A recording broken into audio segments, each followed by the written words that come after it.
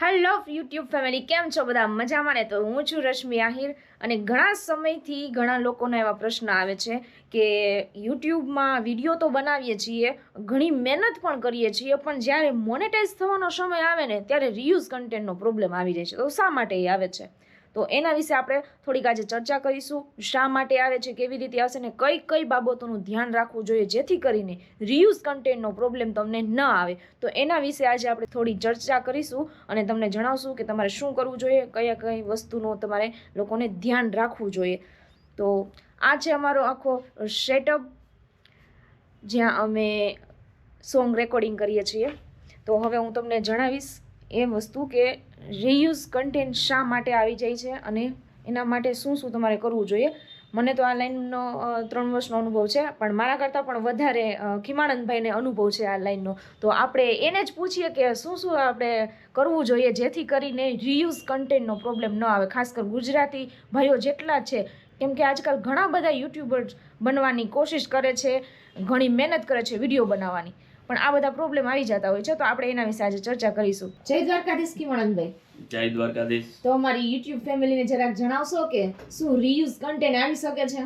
હા, આપણે જો વિડીયો યુટ્યુબની અંદર બનાવતા હોઈએ અને જો થોડુંક પણ ધ્યાન ન રાખીએ, બરાબર છે, કોઈની વસ્તુ યુઝ કરી લઈએ આપણે, અથવા ઘણા કારણો એવા હોઈ શકે કે એના કારણે યુટ્યુબ તમને રીયુઝ કન્ટેન્ટ આપી દે. પણ રીયુઝ કન્ટેન્ટ શા માટે આપે છે, એનું કોઈ કારણ? માની લ્યો કે દાખલા તરીકે ભવિષ્યમાં કોઈનો વિડીયો તમે યુઝ કરો, બરોબર છે, અથવા કોઈનો કન્ટેન્ટમાંથી થોડી પણ ક્લિપ કાપી અને યુઝ કરતા હો, તો તમને એનો પાછળથી જ્યારે મોનેટાઇઝેશન માટે તમે એપ્લાય કરતા હો ત્યારે તમને યુટ્યુબ રીયુઝ કન્ટેન્ટ આપી દેતું હોય છે. ઓકે, તો હવે રીયુઝ ના આવે એ માટે શું કરવું જોઈએ જેથી કરીને અમારા જેટલા યુટ્યુબ મિત્રો છે એને પણ જાણવા મળે, કેમ કે બધા એટલી મહેનત કરે છે યુટ્યુબમાં વિડીયો બનાવવાની.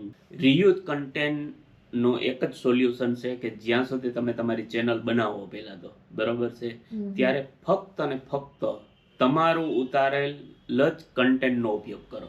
કોઈ બીજાના વિડીયો અથવા ઓડિયોનો ઉપયોગ આપણે ન કરવો જોઈએ, બરોબર છે, જ્યાં સુધી મોનેટાઇઝ ન થાય ત્યાં સુધી. હા, પછી ઘણી એવી એજ્યુકેશન એવી જેટલી અમુક ચેનલો છે, ન્યૂઝ ચેનલો છે કે એની અંદર તમે 15-20% કોઈ ક્લિપને એડિટ કરી અને પરમિશનથી નાખી શકો. પરંતુ જો તમે વિડીયો અત્યારે સ્ટાર્ટિંગમાં હું તમને પરમિશન આપું કે મારા વિડીયો તમે મૂકી શકો અને મૂકશો તો પણ તમને રીયુઝ આવી જાય. એટલે ખાસ કરીને જ્યાં સુધી આપણી ચેનલનું મોનેટાઇઝેશન ન થાય ત્યાં સુધી કોઈ પણ જાતનો વિડીયો અથવા ઓડિયોનો ઉપયોગ આપણે ન કરવો જોઈએ. પણ કયા કયા પ્રકારના આપણે વિડીયોનો યુઝ ન કરી શકીએ? કેમ કે ઘણી બધી વેબસાઇટ મેં પણ જોયેલી છે કે એમાં એવું લખેલું હોય છે કે આ કોપીરાઇટ ફ્રી છે, તો એવો વિડીયોનો તો આપણે વિડીયો કે ફોટોનો યુઝ તો કરી શકીએ ને? એમાં એવું નથી કે યુટ્યુબના નિયમ પ્રમાણે, કે યુટ્યુબનો એક નિયમ છે કે તમે એકને એક વિડીયો, એકને એક વસ્તુ બીજી વખત રીયુઝનો મતલબ શું થાય? ફરી પાછો ઉપયોગ, બરોબર છે, ફરી પાછો તમે ઉપયોગ નહીં કરી શકો. એ કોપીરાઇટનો તમને કોપીરાઇટનો નથી કરતો, પરંતુ એક વખત તમે વિડીયો કોઈનો યુઝ થઈ ગયેલો હોય એનો એ વિડીયો તમારી ચેનલમાં આવશે એટલે રીયુઝ કન્ટેન્ટ આવી જશે.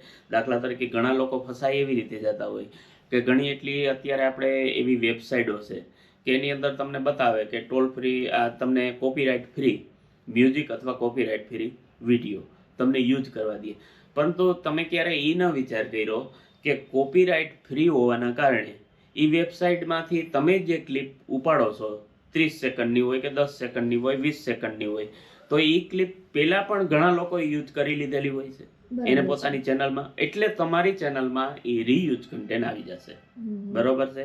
એટલે ખાસ કરીને તમને કોઈ પરમિશન આપે કે ન આપે, જ્યાં સુધી તમારી ચેનલ મોનેટાઇઝ ન થાય ત્યાં સુધી તમારે કોઈ પણ વસ્તુનો ઉપયોગ ન કરવો.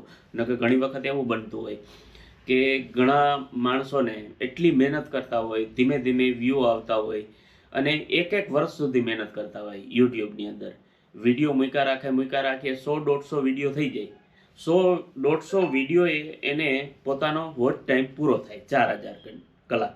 હવે 4000 કલાક થાય અને મોનેટાઇઝેશન માટે એ એપ્લાય કરશે એની અંદરથી અમુક કન્ટેન્ટમાં બીજાનો કોપીરાઇટ ફ્રી વિડીયો એને મૂકેલો છે. હવે ઓલરેડી ઘણી જગ્યાએ ઉપયોગમાં આવી ગયેલો ઓડિયો છે. તો શું થશે? જેવું એપ્લાયમાં આવશે બીજે દિવસે યુટ્યુબ એને આપી દેશે રીયુઝ કન્ટેન્ટ. બરોબર છે.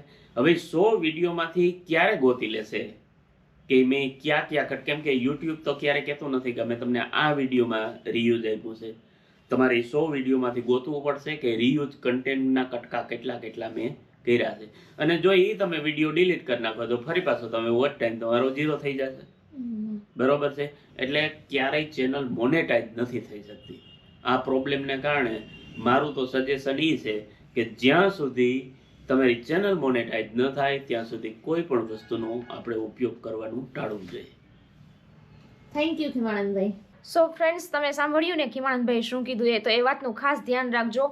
જ્યાં સુધી તમારી ચેનલ મોનેટાઈઝ નથી થતી ત્યાં સુધી તમારે જે કાંઈ પણ કન્ટેન્ટ તમે યુટ્યુબમાં નાખો છો ને તમારું પોતાનું હોવું જોઈએ. પછી એ વિડીયો, ફોટો કે કાંઈ પણ હોય, કોઈ પણ ફ્રી વેબસાઇટ ઉપરથી તમે ના લેતા, કેમ કે પછી એનો રીયુઝ કન્ટેન્ટનો પ્રોબ્લેમ તમને મોનેટાઈઝ સમયે આવી શકે છે. એટલા માટે અને અવાજ અમે ઇન્ફોર્મેટિવ વિડીયો તમારા સુધી પહોંચાડતા રહીશું. અને જો તમને કોઈ એવો પ્રશ્ન હોય, મનમાં મૂંઝવતો હોય યુટ્યુબના વિશે, મોનેટાઇઝેશન વિશે, કે પછી કોઈ પણ જાતનો પ્રશ્ન હોય, તો તમે અમને કોમેન્ટ કરીને જણાવી શકો છો. અમે ફ્રી ઓફમાં તમારા પ્રોબ્લેમનું સોલ્યુશન કરશું અને તમારે શું કરવું જોઈએ, શું ન કરવું જોઈએ એમ વિશેની તમને માહિતી આપશું. અને મારા ઇન્સ્ટાગ્રામમાં પણ તમે મને DM કરીને કહી શકો છો. તમારે જે પ્રોબ્લેમ હોય એનું અમે સોલ્વ ફ્રી ઓફમાં તમને કરી આપશું.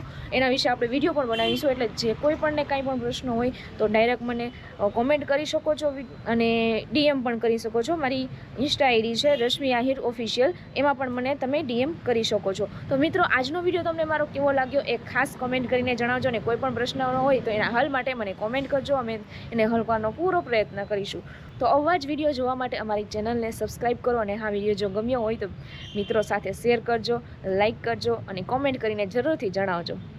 ફરી પાછા મળશું નવા વિડીયો સાથે. ત્યાં સુધી બાય.